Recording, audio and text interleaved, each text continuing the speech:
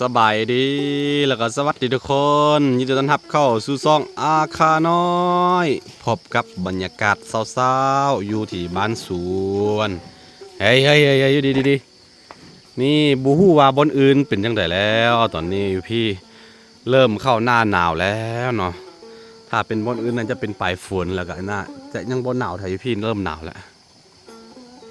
นี่ตอนเช้าๆเนี่ยจะควันออกมาชิ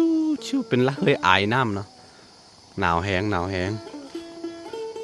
อยู่บ้านสวนคือเก่านี่แหละแต่ละมือก่อนเนาะพอได้อัปเดตวิถีชีวิตให้ FC ได้เบิ่งกันคนที่มักเนาะบางคนก็บ่มักก็บ่เป็นสร้างเนาะเรือนผ่านเอาอยู่นี่แหละชีวิต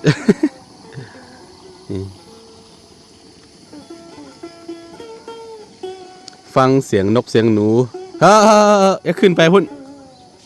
เฮ้อลงมา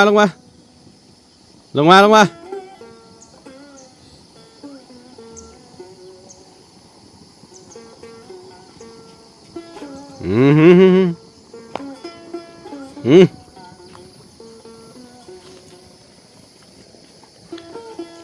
คืนนี่ฝนตกหน่อยนึงแฉะแล้วก็โอ้หนาวไปเลาะป่าไอ้ยะไปเลาะป่าฝนห้ามใส่โอ้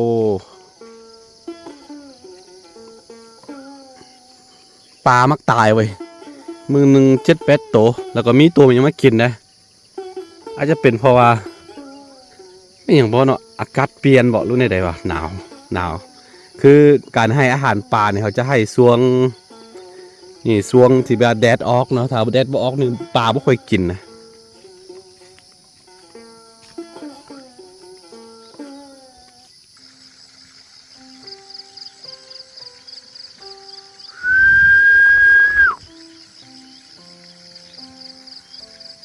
เขาจะตัดเอาต้นกล้วยพวกนี้แหละให้อาหารเนาะตัดเอาใบตัดเอาต้นมันแล้วก็วางใส่คือเห็นบ่อยู่ขอบตามขอบบอเห็นอันนั้นคือต้นกล้วยมันกินดีปลาให้มันเปื่อยแล้วก็มันสิกินเองนะ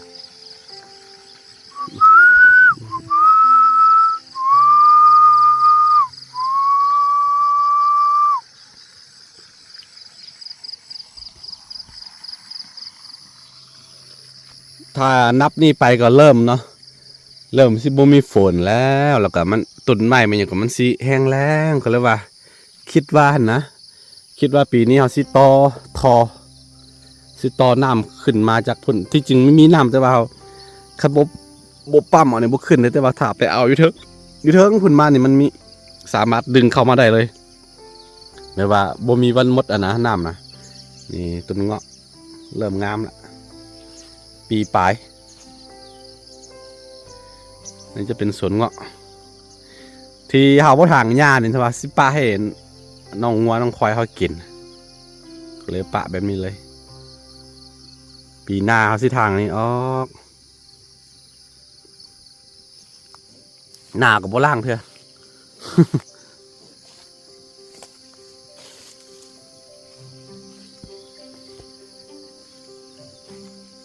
เอ้ยตอนนี้เฮาอันขังเนาะควายน่ะตอนแรงมาขังเอาอันปุ๋ยไว้ใส่มีแต่ตัวงัวเนี่ยบ่ขังปะนี่ตัวงัวเลี้ยงง่ายอยู่มันบ่กินหลายแล้วก็มันสิบ่เหยียบต้นบ่เหยียบอันหญ้าแบบไม่ตายนะถ้าว่าเป็นตัวควายน่ะมันน้ำหนักหน่อหลายแล้วก็มันสิเหยียบแล้วก็มันตายหมดนะเพิ่นละช่วงเดือน3เดือน5เพิ่นละสิโป่งไปที่เห็นเป็นเส้นทางนั้นจะเป็นเส้นทางของควายเด้อเห็นป่ะเฮ้ย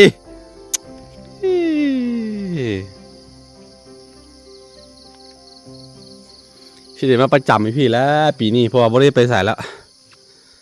ซีเฮ็ดตัวนี้ให้มันแล้วกันดูแลมันเต็มทีต้นไม้ที่เขาปลูกแล้วก็หลายๆยังรักษาเดี๋ยวอีก3-4 ปีเห็นดอกเห็นผลโอ้บรรยากาศต้องบอกว่าโคตรได้พี่น้องเอ้ยตอนนี้เขาซีเฮ็ดอาหารกินเนาะแล้วก็เอาของปลาที่เขาไปหามาเมื่อคืนนี่แหละเฮ็ดกินตอนนี้น้องทรายกำลังเฮ็ดอยู่ มันน้องชายมันก็ได้กลับแล้วเพราะว่าสิฮอดมือเฮียนแล้วเด้มีแต่เขาสิมาตอนมือบ่มีเฮียนมือพักหน้าบ่ได้ล้างเถื่อ ตื่นมาแล้วก็ถ่ายบรรยากาศคือที่จริงเขาตอนนี้ประมาณ9 โมงแล้ว9 โมงยังเป็นแบบนี้นะถ้าว่าตื่นเช้าได้หนึ่งนี่โอ้จะเห็นแบบว่าท้องฟ้าบ่เห็นท้องฟ้ามันจะเห็นหมอกพกคมเนาะทั่วนี่เลยนี่คือบรรยากาศชิวๆอยู่บ้านสวนเด้อตลกตัวเองเหมือนกันพยายามแบบว่าไปแสวงหาออกจากบ้านไปเนาะหลาย10 ปีเกือบ20 ปีเนาะสุดท้ายเนาะสิ่งที่เราพยายามตามหาก็คือมันอยู่นี่เองเนาะอยู่อ้อมข้างเราแต่ว่าณตอนนั้นเรามองคำแต่ก็ดีเด้เราได้ไปเรียนรู้ประสบการณ์ได้ไปเรียนรู้การเข้าสังคมผู้คนเนาะหลายๆอย่างเนาะได้ไปเรียนรู้ก็เอามาปรับใส่ในการใส่ชีวิตของตัวเองอยู่จุดนี้เนาะทำนี่แหละเนาะที่จริงมนุษย์ทุกคนเนาะบ่ว่าจะเป็นภัยในบนโลกนี้เนาะก็ตามเนาะสิ่งที่เราต้องการที่สุดก็คือความสุข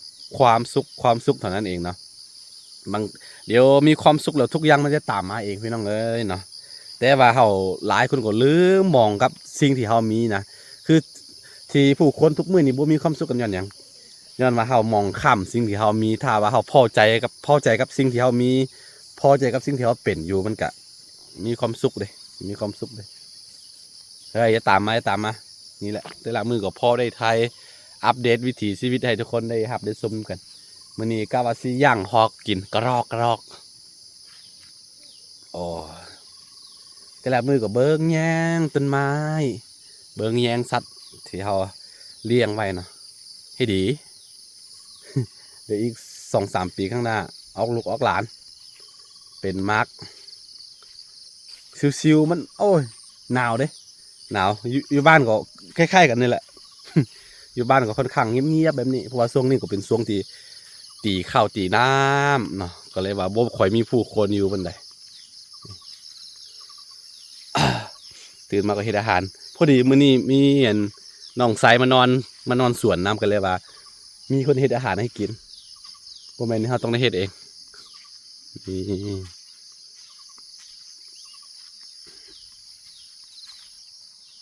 นี่คือมักนาวเลมอนเนาะโอ้เป็นมักโดกหลายแล้วก็มันล้นลงไปกินบ่ทันนะมักนาวเลมอนกินบ่ทันมันแต่ปีหน้านี่สิใส่ขวดไว้กันบีบคั้นเอาจะน้ำมันแล้วก็ใส่ขวดไว้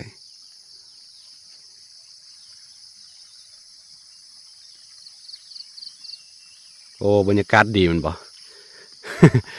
สิฮอดยามมันหน้าหนาวมาเต็มทีแล้วตอนนี้ก็ยังว่าธรรมดาที่ฮอดหน้าหนาวแท้ๆเนี่ยหนาวแห้งได้พี่นะบ่คือบนอื่นต้นมะพร้าว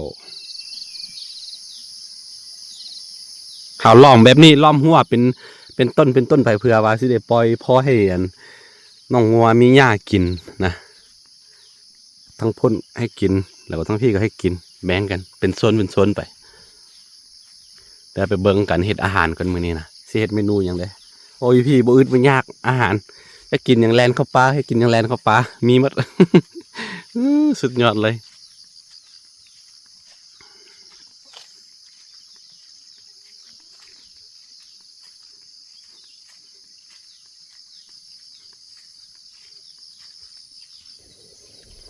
คือเมื่อคืนนี้เราได้อ้นแล้วก็ได้กระรอกมาคือว่าสิย่างกระรอกกินเนาะแล้วก็สิ่งที่บนหน้าเสือคือมือซื้อนี่มีตัวอ้นเนาะน้องสายบอกว่าน้องสายกำลังกินข้าวอยู่ตัวอ้นแลนเข้ามาปักนี่นะแลนเข้ามาหาเป็นยังอาหารแล้วน้องสายเอาพอตัวใหญ่ซะกำลังกินข้าวอยู่นะมันขามาหาฮอดถึงที่เลยถ้าเป็นตามธรรมเนียมของอาคาตะกี้นี่บ่ดีเห็นตัวอ้นแล้วก็คลามเนาะได้เห็ดคลองแต่ทุกมื้อนี้เปลี่ยนไปแล้วบ่เป็นหยังมันเข้ามานี่แล้วก็เอาอย่างนี้บักง่ายๆนะ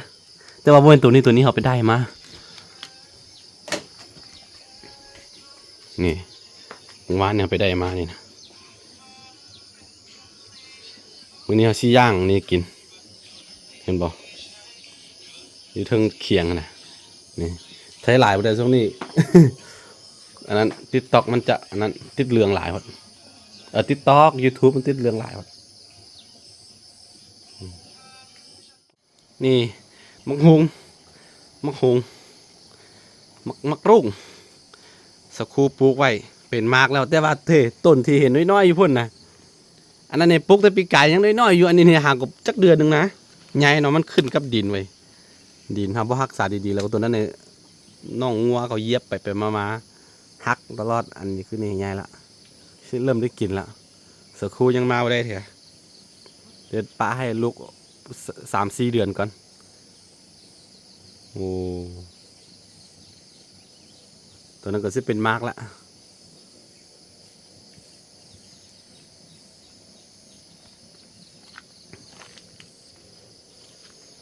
มักเพชรเนี่ยมันเกิดขึ้นเองได้ไม่ได้ปลูกเลยนี่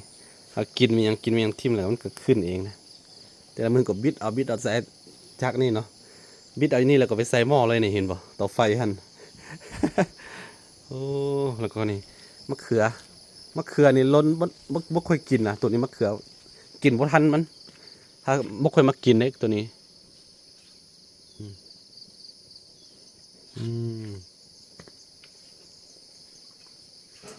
อันนี้คือเฮากล้าต้นมักมี่ไว้ตัวงัวเข้ามากินหมดงัวปลาสุดแล้วเนี่ยงัวชาวบ้านเขาเลี้ยงไว้อยู่ปลานะออกมาแล้วมาพังหมด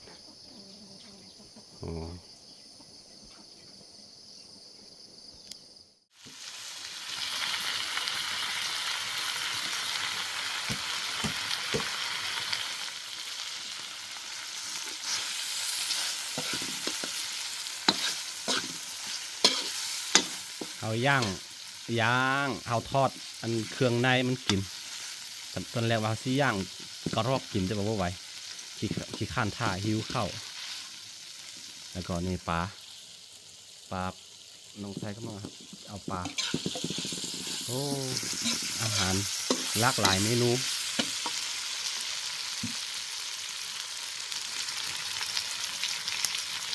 นี่ทุกคนหลังจากที่เราแตงกินแล้วก็อาหารหน้าตาสิออกมาเป็นแบบนี้มีกุ้งปูปลาแล้วก็นี่ของเด็ดเห็นปะแล้วก็นี่ต้มสิ้นไว้แต่เมื่อวานนี่